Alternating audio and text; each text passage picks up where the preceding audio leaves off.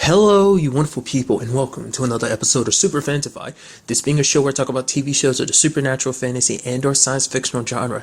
For today's episode, I'm going to talk about the latest episode of the Vampire Diaries, as well as the latest episode of Van Helsing. Um, like always, if I'm talking about something that you don't really care about listening to or haven't seen the latest episode for, you can always look in the description down below. I put the time slots of every respective show that I'm talking about in that particular episode, so that way you can skip to what you want to listen to in that particular episode. I just said particular a lot, didn't I? Nevertheless, first thing I'm going to talk about is this week's episode of the Vampire Diaries. So in this episode, we ended up finding out what Seline's plan was, and I guess you're right. It was to use the twins as substitute. It was just kind of like, it made the most sense. So I was like, huh.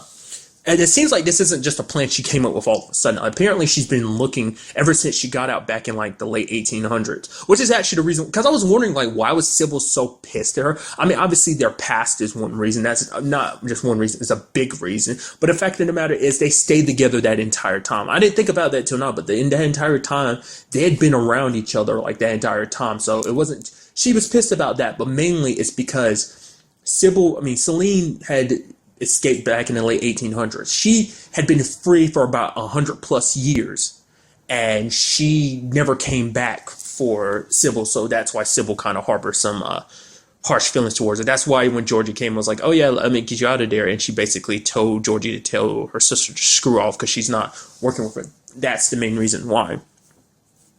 But Celine's defense, she's like, I've been like, trying to find people with, that could, just need someone of good abilities and powers to kind of take our place. And it's like the kids are proof of that. They're on a little bit of the younger side, but they'll still do. I mean, really, Seline was planning on, I guess, waiting for the girls to get a little bit older, be their nanny for a while longer. It was kind of a long laid plan. They kind of like, I guess, wait till they're like a little bit older. They're still probably in the single digits age-wise, so probably wait till they get to preteens or even their teen years. I would assume preteen, because I don't think you'd be waiting. I mean, granted, she's immortal, so she can wait as long as possible. So time is not something she has to necessarily worry about. What I really thought was kind of interesting was the whole speech Alaric gave her. It's like, okay, he's like, yeah, don't tell me your plan because I don't care. I'm coming for you. You got my kids. You seriously screwed up. I am going to kill you. The fact of the matter is, you messed up because you underestimated all that time you spent with us. You didn't realize it didn't sink into you just what exactly I would do to get my kids back. He's like, so you know what? You can run as far as you want to, but the further you run, the more I'm going to hurt you. I was like, ooh, all right. And you actually see Seline kind of shaking up a little bit.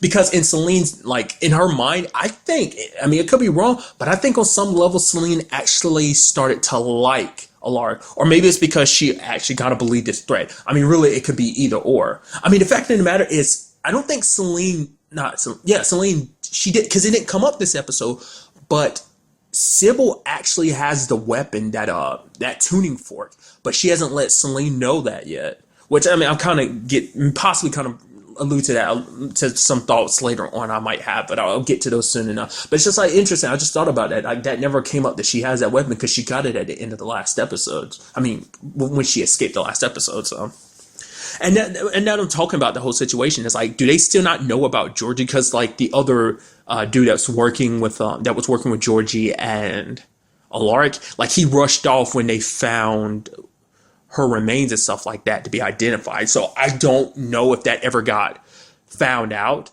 or like if Alaric and them know about that or not, or what's happening with that whole situation. But it's kind of interesting. And along those lines, you also had the thing Caroline did. She basically kept her distance from Steph, and she even gave him the rein back. Because basically in her mind, she's like, I can't have any distractions. The fact is that if you're there, you're going to be a distraction because you're not going to be willing to do whatever it takes to get my kids back. I am. That's why I'm taking Alaric with me too. Like, he's their father. He's going to do everything it takes to get my kids back, our kids back. It's like, you're going to, like, I will kill Damon if he gets in my way, but you won't be willing to cross that line, and you'll stop me from crossing that line if it's necessary. So it's like, hey, we're leaving you behind, which is a little heartbreaking.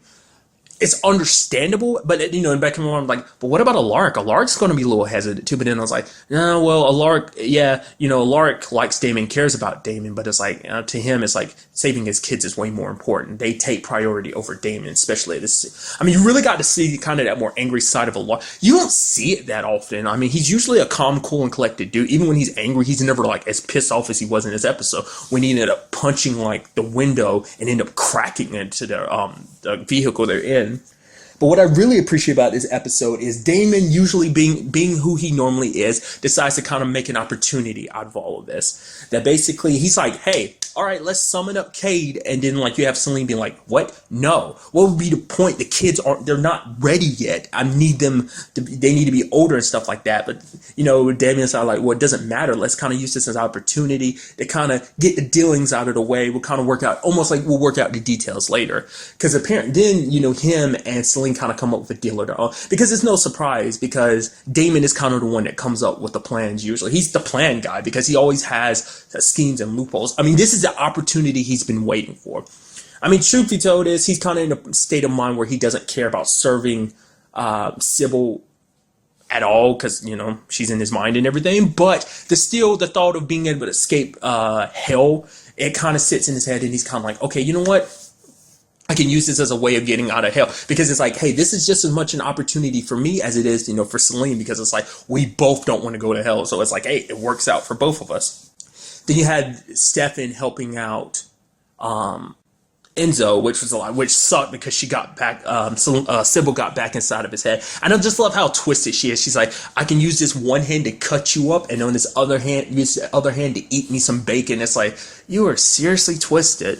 But slicing into Enzo like that, like the fact is that she's, I guess it's kind of that concept of like enough psychological damage will turn physical in a sense. So everything that she's doing to him in his mind is kind of reflected in his body. Not Freddy Krueger style, like, oh, you're dreaming and it affects you in real life the same way. Just kind of on a psychological level, just what she's doing is like his brain is kind of like tricking his body into believing it's experiencing that pain firsthand. I mean, your brain is the kind of reason why you feel pain in the first place and whatnot. So, because it registers in your brain, it's like, oh, this is pain. It's like, oh, this thing I'm touching that's hot, or this blade poking my finger hurts type of thing. So then you even had Alaric pushing in his, like, you know, Stefan's like, I don't think it going inside of Alaric's mind is a good thing. He's kind of in a bad place. But Alaric's like, I don't care.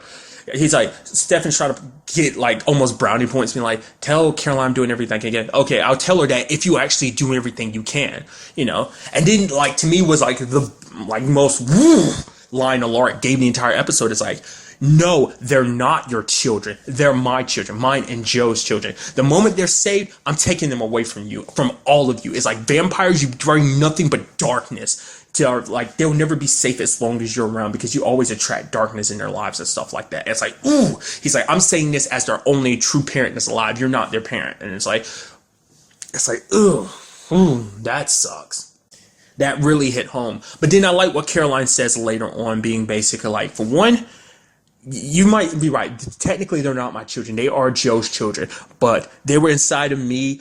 I gave birth to them. I've raised them. I've loved them. And it's like the moment they were gone, I felt like I was dying on the inside. So don't you ever say they're not my kids. I will set you straight in a second. He's like, you're right. I won't ever say that again. Because it's like, yo, that was really messed up. Because that's the same thing as saying like any adopted parent. It's like, oh, you're not really their parent. It's like, it does. If you raised them and loved them like a real parent, then you're their parent. It's as simple as that. She's taken care of them ever since they were born, you know. Because I'm sure he says like, oh, you know, he was in the heat of the moment. He was mad. He was scared out of his mind. And it's like, yeah, I get it, but it still doesn't take away the fact is, because the sad thing is, you know that somewhere deep inside he felt like that. Like, he could argue like it was just a heat of the moment thing, but he always felt like that on the inside, and he just never voiced it. I mean, what about that entire time you were trying to be with Caroline, because of the whole like Stefan coming back in her life and everything, you kind of wanted him away because it's like, oh, there's a future between you and her because she's the mother of your children and stuff like that. It's like you weren't thinking about that when you said that, though. Like I said, it's just when you actually think about it, it's like people tend to say stuff they necessarily don't mean. But sometimes it's like, you know, you could look at, you know, playing devil's advocate, you can argue that when people say stuff out of anger, it's because that's what they're really feeling on the inside, and they just never said it the entire time. But then you have Caroline agreeing, like, okay, take the girls as far away. I'm like, what? Like, that's, to me, I think that's 100% BS, because it's like, for one, your girls are supernatural. They have the power to siphon away, like, magical power. They're not normal. Like, I thought we kind of went over this before, that your kids will never have a normal life unless you take away their powers and stuff like that. They will never have a normal life. Caroline being a vampire doesn't mean anything. It's like, oh, her being a vampire is what introduced Seline into your life. It's like, no, Celine's been looking for an opportunity like this. If it wasn't going to be you, I mean, it probably was just going to be you. I mean, because I doubt there's other people around that kind of could be used for this opportunity. Which, in the back of my mind, when Damon had his plan and everything, I thought one of the people he might have had in mind was Valerie, because Valerie has the same powers as them. She is a heretic, so she's a vampire, so she has the immortality already. Plus, she can siphon away magic as well. So I was like, I thought that was going to be part of his plan. Because I am curious, like, I guess Valerie isn't popping up. I mean, granted, like I said, the actress who plays Valerie is, like, currently on Supernatural to a certain extent, because of, like, you know, I'm assuming her character is going to play a big role in this particular season of Supernatural. But still, like, you know, so I don't know if they ever plan on bringing her back this season or not. So, but it's kind of like, your kids are kind of almost in a way doomed. It's like, no matter what you do, they're not going to escape the supernatural, like, because they are supernatural. I mean, it's like, it's not like it's just Caroline's fault too. Let's not forget their mother, Jo, the woman you're saying is their mother and everything, was also part of the Gemini coven. So it's like, you're still screwed on that part too. It's like, supernatural runs in their DNA. Plus, it's not like you're 100% normal, mister. I used to be a hunter, and I've been killed and brought back multiple times by supernatural ring, even at one point being driven mad because of the fact that I was brought back to life so many times. It's like, okay, all I gotta say is, you're a little hypocritical. That's all I'm saying. I get it, because he shares the same mentality that Matt did, because Matt was basically denouncing all supernaturals and stuff like that. And, you know, vampires are the big focus of the show, and they're kind of the most destructive out of everyone. You could argue wolves, you know, they transform like once a month. Then you have someone like, you know, witches kind of tend to keep to themselves, and what, you know what I mean? Then, like, out of that, because that's what's built around this series, both this and the originals, are that vampires are the most destructive supernatural creatures around. So, and with this whole, like, I was thinking about it while I was watching the episode. It still trips me out when you actually think about the whole Bonnie and Enzo thing. It's still weird when you actually think about it, because it's like, dude, all that, like, for the longest time, they didn't really care too much about each other. They were just kind of indifferent. It's like, Enzo, Bonnie. But now it's like, they're so in love with each other. Because she ends up bringing up, like, why is it that Enzo was able to fight it when Damon wasn't? I mean, because Enzo kind of brings up the fact that, well, he's been tortured so many times. He's always kind of been on his own. He was an orphan. So he's always known how to kind of, you know, he kind of grew a steel heart. But then, you know, Bonnie kind of is like, no, you're not like that. Even if that might have been true, like, it's not all there is to you, because you're a very loving and caring person. You know, just the way you act and the way you do things is proof of that. You've done a lot of stuff in your past, but that doesn't change the fact of who you are. It's like, you know, because you even have her being like, she doesn't ever want to lose him. She's afraid of losing him, which in the back of my mind, being the pessimist I am, is like, technically you will when you die, because I mean, you will eventually grow old. He'll stay the same way forever. So I know, like I said, I know that that's the part of me, you know, I mean, honestly, that's realistic, but still, I get it, because in that sense, it's like, okay, at the very least, you had a long, full life together, rather than it's just like he was taken from you. So I do recognize the difference. Like I said, I'm just being an asshole. That's all there is to it. But I really love that. It's just kind of like, you know, he essentially is talking about, like, being with Bonnie is like his first time experiencing true love, which, once again, being an asshole, I'm like, oh, that's him kind of spitting in Lily's face, because the whole, like, being in love with Lily thing. But still, I just, like, once again, just being an asshole. So, like I said, it's just still trips me out. It's like, I mean, I guess because that was the biggest part about that 3-year time skip, is finding out, it's like, wait, there's something between you guys now? That's weird. It's like, first Bonnie goes off and becomes best friends with Damon. Now we got her and Enzo. It's super weird. And then we end up finding out what it is between what Damon and Sybil kind of came up with. Essentially, Damon wants to use him and Stefan as replacements. So basically, the girls don't get involved. They take the place of the sirens, because it's like, hey, Sybil kind of points it out. Say, hey, look, these are like the two like most well-known killers in existence. So let's not forget like Stefan is the Ripper because I could be remembering this wrong, but the reason he is, because he just rips people apart, but also because he is Jack the Ripper, if I remember correctly. And plus, Damon's killed a lot of people in his time too, so it's like neither one of them are angels. So it's like, hey, they're perfect candidates and stuff like that, and Kate kind of went along with it. But the plan is to say like, hey, we've got with it all, because basically Sybil kind of wanted, I guess, to spice things up to kind of make it, the deal more appealing to Cade. So basically she sirened all these other people to try and kill Stefan and have him, she wanted him to kind of get his hands a little bloody so that he ended up revealing himself as a Ripper, kind of remember exactly who he is, because the deal will only work if Cade can see him for what he is. Because it's like, the pacifist Stefan won't kind of help seal the deal. But they showed up and it's like, hey, give me 24 hours and I'm all yours for the rest of eternity. And which means him and Caroline, they're like, Caroline's like, what about our wedding? It's like our spring wedding. Is like, you can't do this. No. Like, that's why the moment she's like, you're right. She apologized to him and everything. Like, I shouldn't cut you out of my life. You're a part of my life. You're a part of this. Like I said, she had good reason to do it. That doesn't make it suck any less. As a mother trying to get her children back, she made the right move because he would have gotten in the way to make sure you didn't kill his brother. Because the fact of the matter is, she's fighting for her family and he would fight for his. Because that's also, because when you think about it, she won't want to put him in that position anyway, having to choose between his brother and her. Like, he loves her, but no matter what, he's always going to love his brother. This show has shown you, even the moments you haven't seen, they've always had their ups and downs where they've hated each other. In more particular way, usually it's Stefan hating Damon, but still, like, they've always been at odds, but then they always come back together just because it's like, family runs deep, especially when you live for a very, very long time.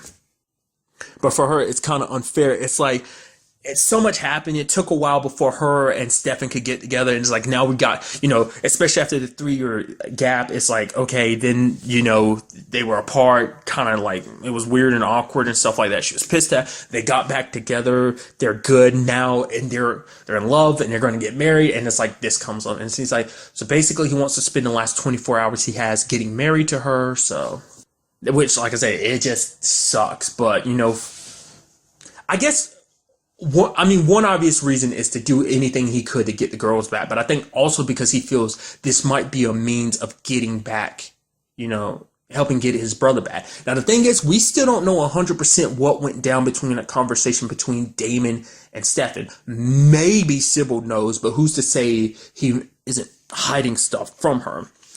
But what I found very interesting is how the episode ends when you have Matt and Alaric basically coming together and killing Damon. Not until after Alaric beat the crap out of him, because Alaric hasn't heard about the deal. The only one who knows about the deal currently is Caroline, because Stefan told her. But Damon was trying to get it out of his mouth, but Alaric just wasn't trying to hear it and ends up killing him. Obviously Matt doing it mainly because it's like, hey, this is for Tyler. And then for Alaric, it's like, this is to protect my kids. But it's like, they're no longer necessary because Damon and Stefan replaced him. But it's like, he doesn't know this, so he kills Damon anyway. Which is kind of like, it's like I say, it's so ironic because before he was like, just a couple episodes ago, being like, oh man, I want to save Damon. I just don't. And it's like, we got to find a way to try and save him. That's like my best friend. He's almost like a brother to me. And it's like, now you just went ape shit and killed him. Which, even before I saw the previews, because I just wanted to make sure whether there was going to be an episode next week or not, which there is. But, I kind of got spoiled for him. But at the same time, I was like, he's not dead. Because I'm sure the whole deal with Kate is the whole immortality thing. You've seen how it works for Sybil and them. They can't die. And it's like, vampires are already immortal, but I'm guessing like Kate kind of kicked up the immortality even more because of the fact is of like, hey, you're part of my group now, so I can't have you off being killed, so. And it seems also like Sybil has her own plans in made too, because essentially she kind of cut Seline out of it, because Seline was like, hey, I'm free from it all. I've paid my debt. I've made up for all the bad stuff I've done. Sybil's like, no, you haven't. Oh yeah, that's right. I cut you out of deal. I'm scot-free. You're not. And then, but she's like, but the fact of the matter is, like, she's like, you got something planned, which is like, it sucks for Seline, because I'm pretty sure, because I was sure that it's like Matt was going to be like, okay, I'm gonna help you try and kill Seline, because it's like you're still pissed about the fact that she tried to take your, not try, she successfully took your little girls. So I'm assuming probably next episode they're going to go after them. I don't know, maybe. I'm thinking Seline hasn't stopped about her deal. Because her point was kind of like having Stefan help her kill Cade. Not unless she's in on this too. Maybe that's part of what Damon and Stefan kind of was talking about. And maybe she's also talking about it too. So probably not letting it out, out in the open. Because the last thing you want is a devil who... Cade looks pretty good in a suit. It's weird because it's like seeing him all modelling dressed up and all, just popping up out of nowhere and just kind of being all smiles and stuff like that. It's like... I mean, it makes you wonder just like how powerful he is and what he's capable of doing. Like, we know he's the devil, but it's like, I mean, just how powerful he is. I mean, when he was alive, only thing he had was kind of that mind reading ability. So how big has his arsenal expanded since becoming the quote unquote devil? So and the fact is that whole fork tune, like brought it up earlier, I'm thinking that must have something to do with plan, but I think that is the end goal. They're still planning to kill Cade. I think that's another reason why Stefan agreed to this deal too. For one, because it's an opportunity to save them from hell. I don't think that's necessarily his reasoning for doing this. He says it's kind of his reasoning is to keep him from hell, but I think it's mainly to save Damon. It's to stop the sirens essentially, I guess, but I don't know, like, that's the only thing I can think of, because Seline kind of brought up something interesting, like, the fact of the matter is, you have to be willing to take Cade's deal, and then, like, Damon kind of push for it. He's like, but that, based on your story, that's not what this seems like it was all about, but it was all willing, because Seline basically is like, she wanted to die, but the fact of the matter is, even when you die, there's still a part of you longing to live, so there's part of her soul screaming out for him to bring her back. So it's kind of like, I guess on some level she kind of hates him for reading into her soul that part of her soul screaming out to live and bringing her back, just like she kind of resents her sister, mainly for the whole leaving her behind thing, but I think she will always harbor feelings for her. Like, the fact is that she kind of did this to her. And like I say, it's so interesting because you have the two parallels between Seline and Sybil, and then Damon and Stefan. It's like they're constantly comparing them. That was the whole, like, the episode where you got Sybil's past. It's like that was kind of the whole point. So it's kind of interesting. I'm very curious to see how that dynamic gels. Like, what is Seline going to do now? Will she stay by Sybil's side to kind of see this all through, or what? It's going to be a very interesting episode from what little of the preview I saw. Definitely going to be very interesting. So, based on some of the stuff I've seen, it kind of makes me wonder what we have. I mean, I'm curious about the whole Matt and, like, Alaric thing, because it's like, there's no way like I said, I saw it in the preview, sorry got spoiled, but it's like, there's no way Damon was going to die anyway, because he already made the deal, so the immortality, I was thinking, like, maybe the immortality hadn't set in yet. I didn't think so, because, like, I mean, the deal's already made, just Stefan kind of had this caveat of, like, giving him his 24 hours, so the immortality is probably already affecting both of them. It's just, not officially on duty until... I mean, because the fact is you have Damon going off on his own, drinking himself silly, because it's like, he probably feels bad dragging his brother into it, but to him, this is probably the only way he sees out of this, because, like I said, Damon's the smart one. He really comes up with the loopholes and stuff like that. It's just a very good episode, and I just cannot wait to see where everything goes down next time, so. And now moving on to this week's episode of Van Helsing. A lot of stuff revealed in this episode. Obviously, might as well talk about it right from the beginning. Mohamad works for Dimitri. I knew it. Just that whole conversation Dimitri had, I was like, why would that not be a concern? It's like, oh, Mohamad. Plus the entire, like, I think I brought it up last episode a little bit. Just the fact is he kept pushing. I was like, no, let's go to the camp. Dylan might be there. And in this episode, he just kept pushing it and pushing, like, no. I can't go to Denver. That's like that's like a way out of the way. The fact of the matter is that camp is like half a day away. It's like, come on, let's do it. Even like almost going as far as guilting her. It's like, oh, I thought we were getting close and we were kind of almost becoming like family, but I guess I see that doesn't matter now. That the fact is that what it comes down to is the fact is you're talking about like how can we go forward, because the point is like they were having a conversation about trust. It's like after everything that's going down, how can you trust people anymore? But we have to be together, like as people, as humans, have to come together to face this whole situation. But it's just like, I guess, you don't think, I forgot what exact wording he used was, but basically it was like, you can't give trust, so you don't deserve it, or something like that. I was like, the moment I asked, I was like, you son of, I know you're trying to guilt her into this, which it worked, but I'm like, dude, you suck. Because also that story he told about how him and Sam met, essentially him and Shima were together and they ended up getting attacked. They were with a group and they ended up getting attacked by some of Dimitri's men, and that's when Sam came. It's like, it made so much sense. From the very beginning, they were always meant to go after Vanessa. They were like that. He's known about her for a while, and they were always meant to kind of track her down. And it seemed like it was a team effort. That's why he was like, tell her the truth. So either that or Sam just agreed of his own volition. But I think Sam was there kind of... I mean, it seems like he cares wholeheartedly about Mohamad, but maybe that's what it was. To save Mohamad's life, Sam might have agreed to this whole deal. Mohamad was basically saying like he had no choice in the matter, but it's like, what does that mean? I mean, I guess because Dimitri was like, I won't ever let you get near your sister, but your sister's with Rebecca, so it's not like Dimitri has her right off the hand. So it's kind of like, I was thinking at the very least they would get to the camp. I was like always in the back of my mind, but I was thinking like, okay, he'd get Shima, then betray her or something like that. Like I was flipping back and forth. I knew I couldn't trust him, but there was a part of me that's like, maybe he'll prove me wrong, because like I brought it up before. Like I said, out of anything, Super-Fanta-Fi's, I've been the most trusting of people, but I was like, I definitely don't trust you. I didn't trust Sam from the beginning.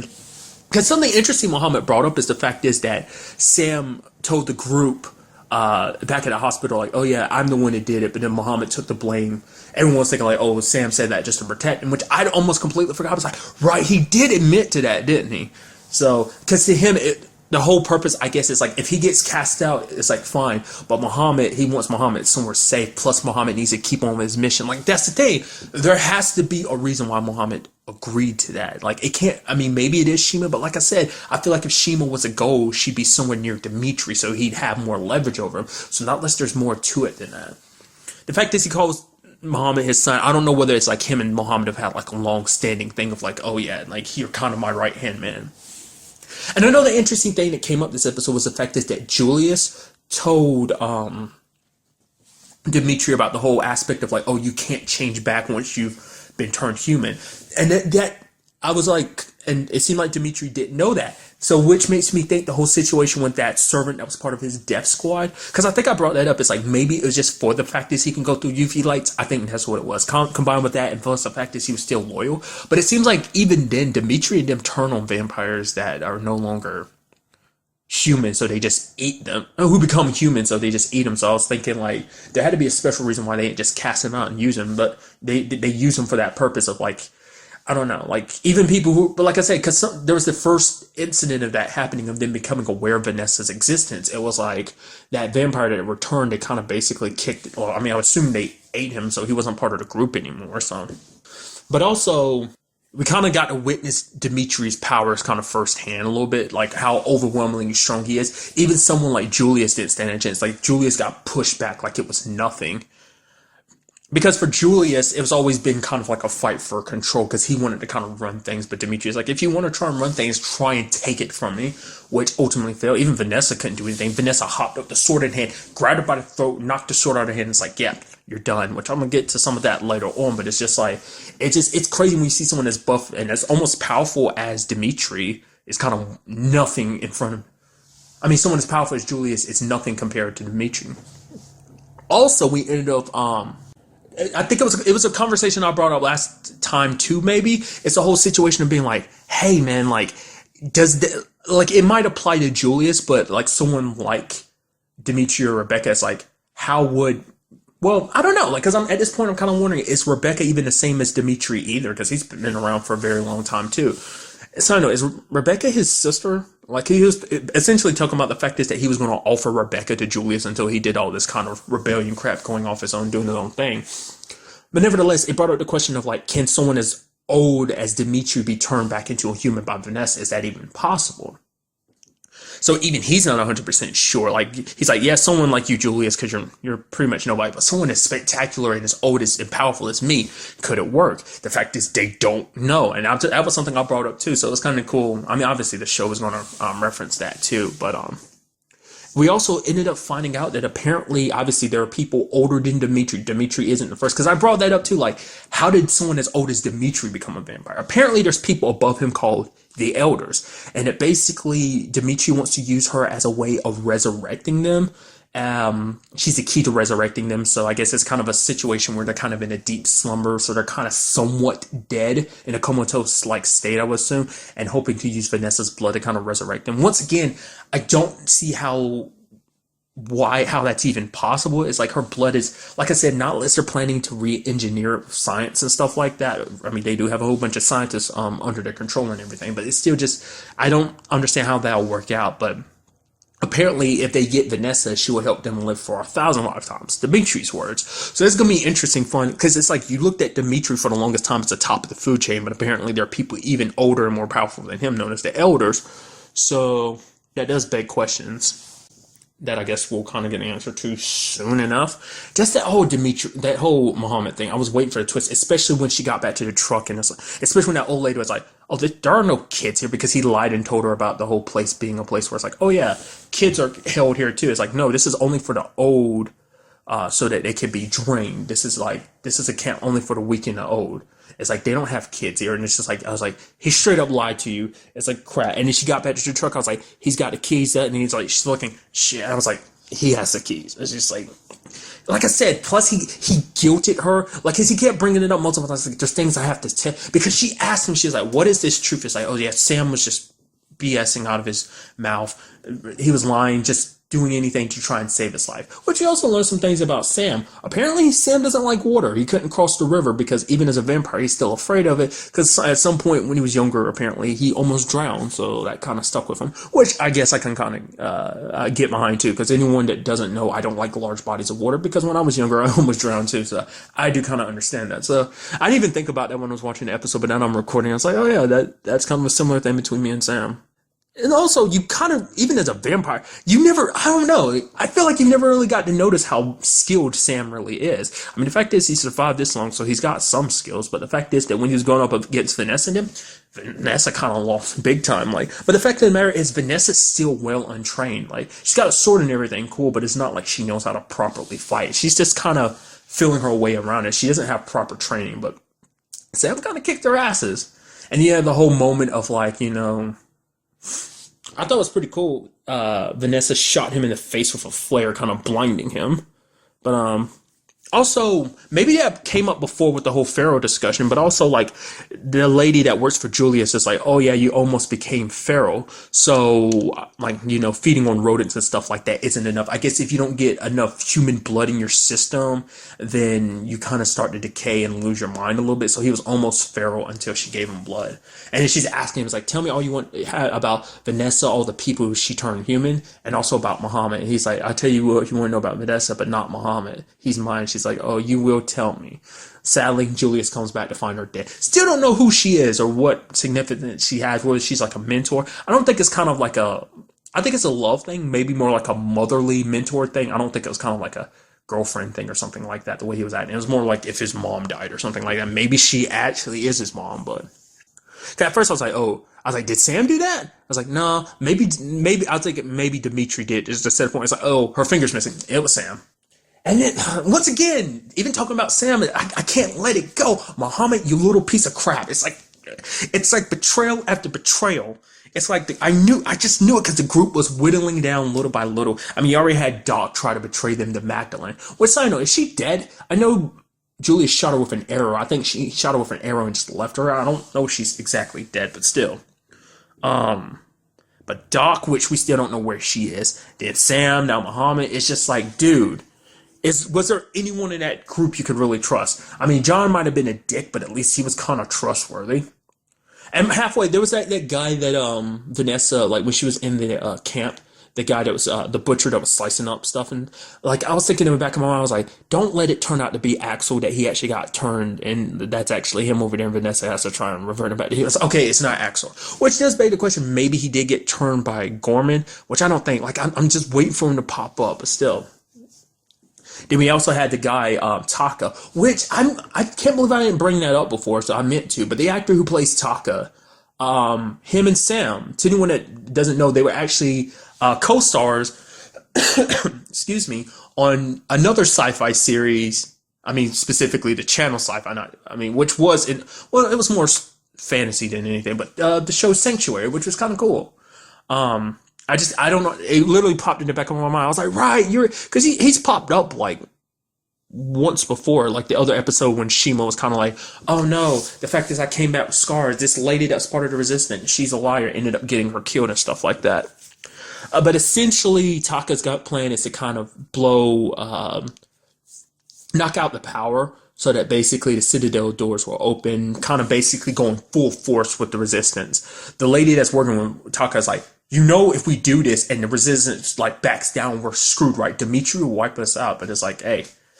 And it also seems like they've got like, someone kind of comes up with like a hood around their head and stuff like that. It seemed like it might have been the same messenger that brought a message from Dimitri to Julius. Now, my brain went, now that I'm sitting here thinking about it, what if that's Axel? I'm like I said, I'm waiting for the moment Axel pop up. He's not dead, I know it, but it still sucks that this group is whittled down to what it is. I mean, granted, technically there's like 4 people still alive. You have Flesh still alive. You have Doc still being alive, but it's kind of like, well, you suck because of what you did to Axel and stuff. Mohamad, you suck because you betrayed Vanessa.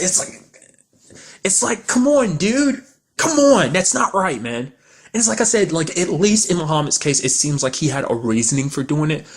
Fucking Doc, her excuse is like she was scared. And it's like, the reason why she acted that way is because she was like, well, I'm going to be on my own again. And it's like, I guess in her mind, she's like, I know I can't survive on my own. So it's like, turn me back into a vampire. But it's like, that's impossible for her. So I'm curious, like, where that's going to go. But like I said, I'm just waiting for Axel to pop up. But, sadly, Vanessa wasn't able to save any of those other people that were there. I'm sure she would have wanted to.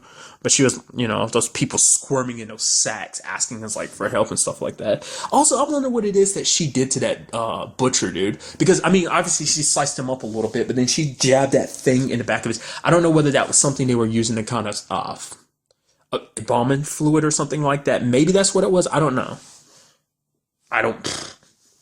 She injected something in him and it dropped him dead because it kept pumping into his body. So we also ended up learning about this group of people known as the Red Brigade. Essentially, they kind of they're human supporters, cooperators is kind of the term they use.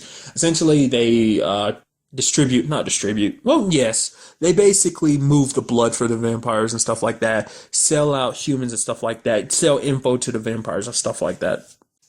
And also, we ended up finding out that Brandon, because the aforementioned group that was in the hospital that I was talking about the whole Sam situation, apparently he's alive. I felt the girl said, like, told Mohamad all of them were dead. That's kind of interesting that now that I think about it, like, he was running from the death squad, but it's like, why would you need to now that I'm thinking about it? Maybe he hid on purpose because he wanted to keep his distance from them or something. Maybe something happened when Mohamad was out there on his own and Dimitri got in contact with him and he was just kind of like, he thought he got away from Dimitri, but Dimitri's reach is too far or something like that. Because it's like his death squad would, not unless his death squad doesn't know about him. Maybe he's kind of Dimitri's well-kept secret. So because I'm like, that episode, he went out of his way to hide from him, but they're Dimitri's personal death squad. They wouldn't mess with you. Maybe that's just kind of the point of just trying to keep his cover or something like that without announcing it to anyone.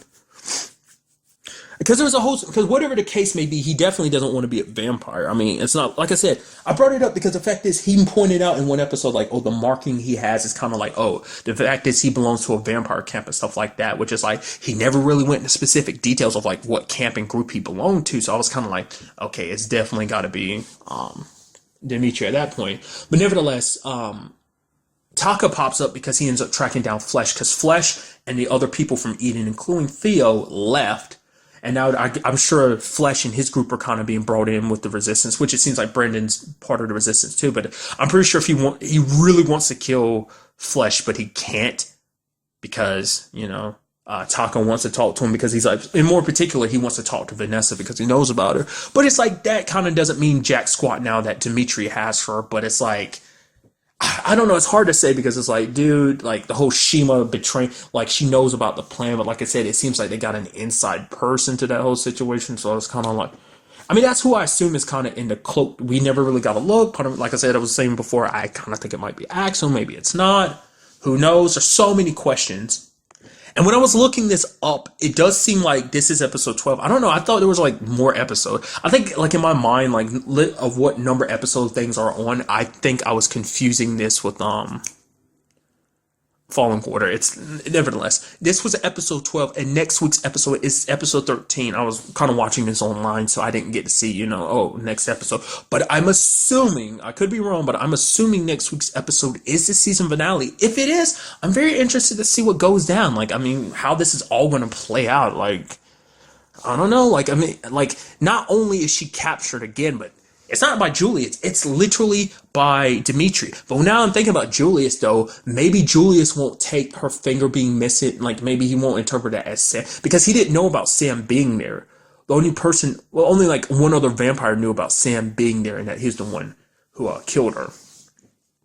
Which was more I mean, who's to really say she's really all that powerful? She probably just kind of like was like, hey, maybe the main reason why she's kind of stayed in power has always been because she was by Julius' side. I'm sure if Julius was there, things might go down differently. I mean, who's to say maybe Sam and Julius end up going at it and Sam might end up killing him? It's like, it's what I'm wondering is, are they setting Sam up to be like a big time villain or something like that? Or is he like, I don't know. I'm very curious to see how that all plays out. What will go down with him and that dude? Like, I'm hoping we get to find out a little bit more about the whole circumstances between them and Dimitri in the future. But the thing I was getting at is, what if Julius doesn't, he takes his number, he's like, oh no, Dimitri did is trying to prove a point. It's like, nope, screw it. He might have overpowered me, but I don't care. I will die trying to take him down. I'm thinking more so than anything, he'll realize it's someone else. Because Dimitri wants him alive for now, because it's like, hey, I could kill you at any moment, but hey, I might as well use it. Which is, typically that's the worst thing you can do, is try to be the bad guy. That's like, oh, I'm so overpowering and powerful, I'm gonna let you live. It's like,